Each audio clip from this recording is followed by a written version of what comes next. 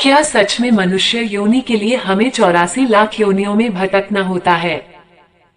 मित्रों, इस जानकारी को हम ग्रंथ, वैज्ञानिक सिद्धांत और ऋषि मुनियों के अनुसार यह जानकारी आपको दे रहे हैं। आप इस वीडियो में लास्ट तक बने रहे, तभी आप इस जानकारी को पूरा समझ पाएंगे।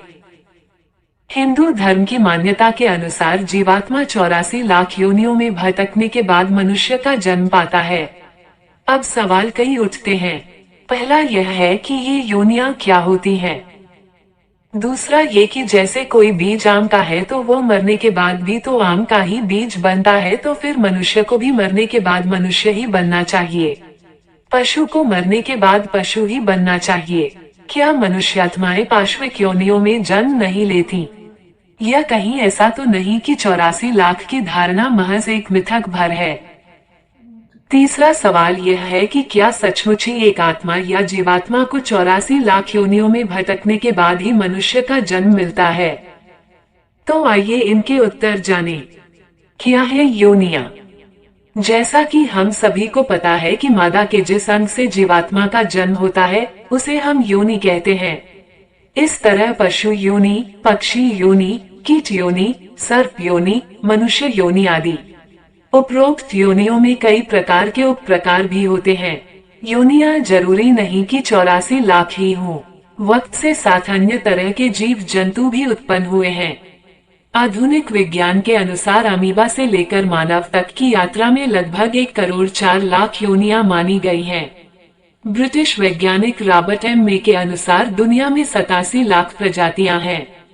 उनका अनुमान है कि कीट पतंगे, पशु पक्षी, पौधा पादप, जलचर, थलचर सब मिलाकर जीव की 87 लाख प्रजातियां हैं। गिनती का थोड़ा बहुत अंतर है, लेकिन यह महत्वपूर्ण है कि आज से हजारों वर्ष पूर्व ऋषि मुनियों ने बगैर किसी साधन और आधुनिक तकनीक के ये जान लिया था कि योनियां 84 लाख के लगभग हैं। गर्भाविज्ञान के अनुसार क्रम विकास को देखने पर मनुष्य जीव में सबसे पहले एक बिंदु का रूप होता है, जैसे कि समुद्र के एक कोशीय जीव। वही एक कोशीय जीव बाद में बहुकोशीय जीवों में परिवर्तित होकर क्रम विकास के तहत मनुष्य का शरीर धारण करते हैं। स्त्री के गर्भावस्था का अध्ययन करने वालों के अनुसार जंतुरूप जीव ही स्वेदज, जरायुज, अंडज और उद्भिज जीवों में परिवर्तित होकर मनुष्य रूप धारण करते हैं। मनुष्य योनि में सामान्यतः जीव 9 माह और 9 दिनों के विकास के बाद जन्म लेने वाला बालक गर्भावस्था में उन सभी शरीर के आकार को धारण करता है जो इस सृष्टि में पाए जाते हैं। मनुष्य का बालक बन जाता है, अर्थात वह 83 प्रकार से खुद को बदलता है। बच्चा जब जन्म लेता है तो पहले वह पीठ के बल पड़ा रहता है, अर्थात किसी पृष्ठवंशीय जंतु की तरह। बाद में वह छाती के बल सोता है, फिर वह अपनी गर्दन वैसे ही ऊपर उठाता है जैसे कोई सर्प या सरीसृप जीव उठाता है। तब वह धीरे धीरे रेंगना शुरू करता है, फिर चौपायों की तरह घुटने के बल चलने लगता है। अंत में वह संतुलन बनाते हुए मनुष्य की तरह चलता है। भय, आक्रामकता, चिल्लाना, अपने नाखूनों से खरोंचना, ईर्ष्या, क्रोध, रोना, चीखना आदि क्रियाएं सभी पशुओं की हैं, जो मनुष्य में स्वतः ही विद्यमान रहती हैं। ये सब उसे क्रम विकास में प्राप्त होता है।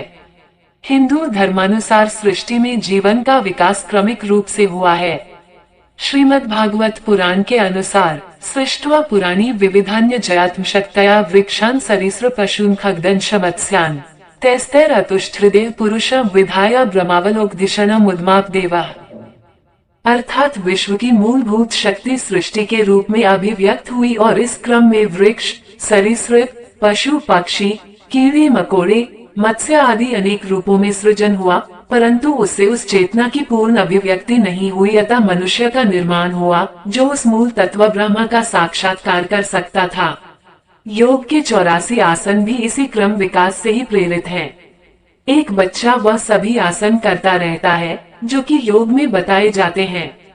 उक्त आसन करते रहने से किसी भी प्रकार का रोग और शोक नहीं होता। वृक्षासन से लेकर वृश्चिक आसन तक कई पशुवत आसन हैं। मत्स्यासन, सर्पासन, बकासन, कुर्मासन, वृश्चिक, वृक्षासन, ताड़ासन आदि अधिकतर पशुवत आसन ही है। जैसे कोई बीज आम का है तो वो मरने के बाद भी तो आम का ही बीज बनता है, तो फिर मनुष्य को भी मरने के बाद मनुष्य ही बनना चाहिए। पशु को मरने के बाद पशु ही बनना चाहिए। क्या मनुष्यात्माएं पाश्विक योनियों में जन्म नहीं लेती? अब प्रश्न उठता है कि मनुष्य के मरने के बाद मनुष्य और पशु के मरने के बाद पशु ही बनता है। अब हम उत्तर जानेंगे कि हिंदू और वैज्ञानिक सिद्धांत से हमें बहुत कुछ सीखने को मिलता है, लेकिन हिंदू धर्मानुसार जीवन एक चक्र है। इस चक्र से निकलने को ही मोक्ष कहते हैं।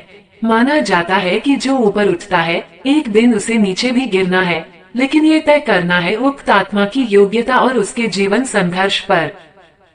यदि यह मान लिया जाए कि कोई पशु आत्मा पशु ही बनती है और मनुष्य आत्मा मनुष्य, तो फिर कोई पशु आत्मा कभी मनुष्य बन ही नहीं सकती।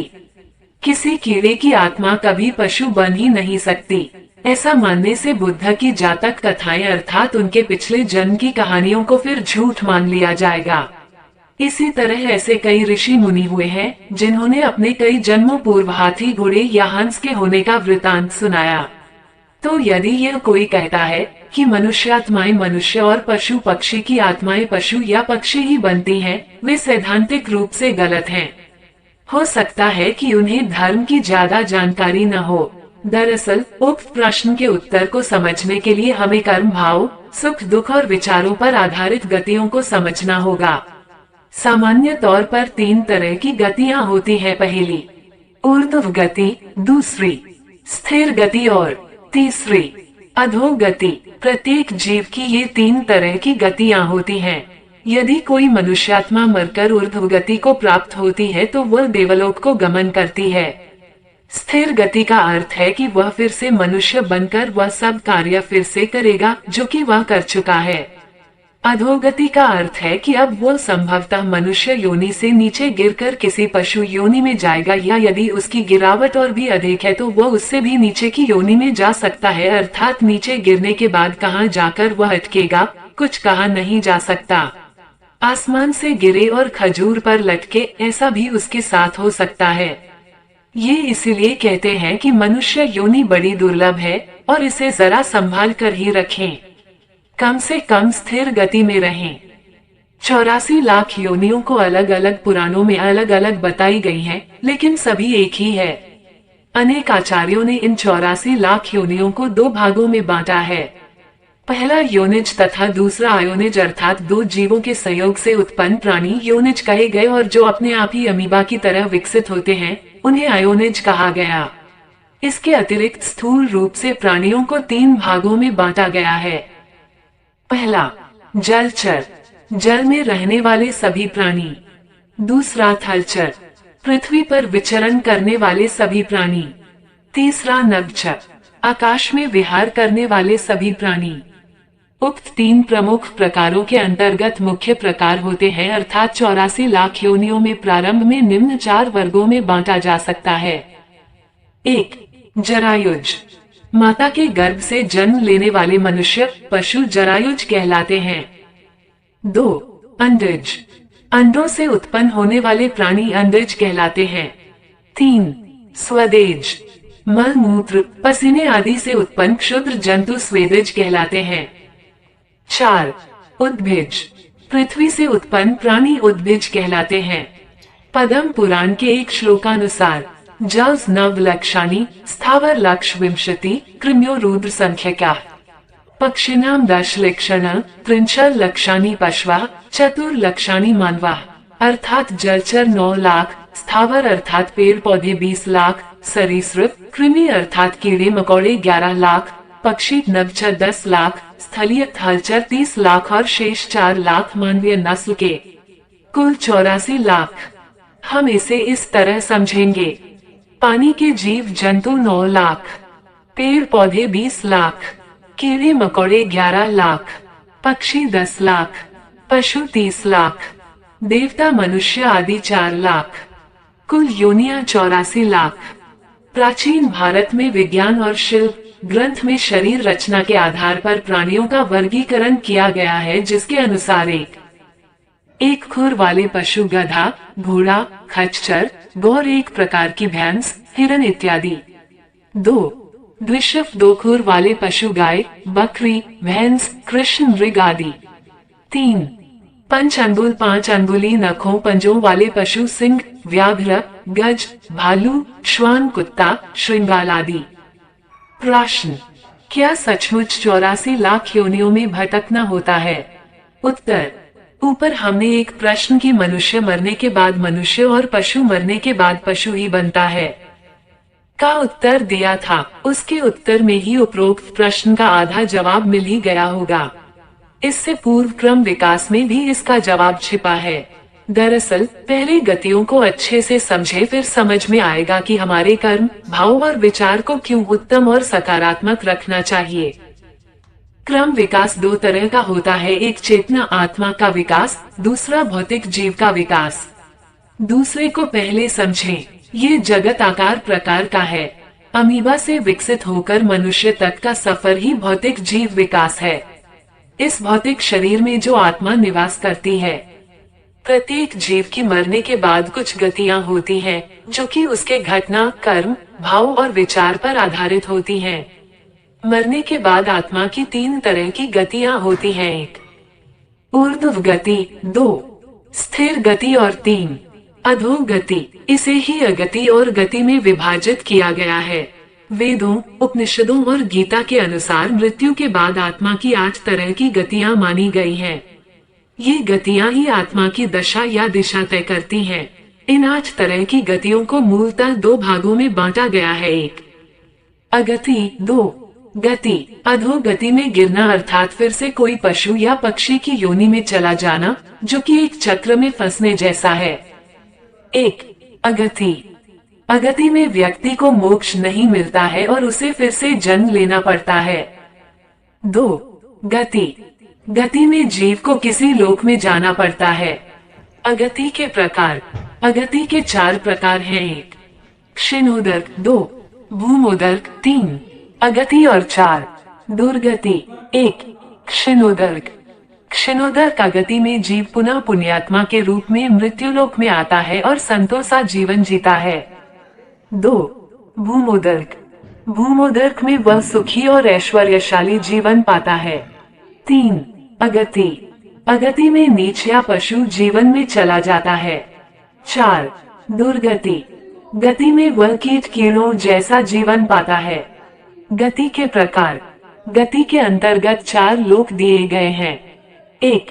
ब्रह्मलोक, 2. देवलोक, 3. पितृलोक और 4. नरकलोक। जीव अपने कर्मों के अनुसार उक्त लोकों में जाता है।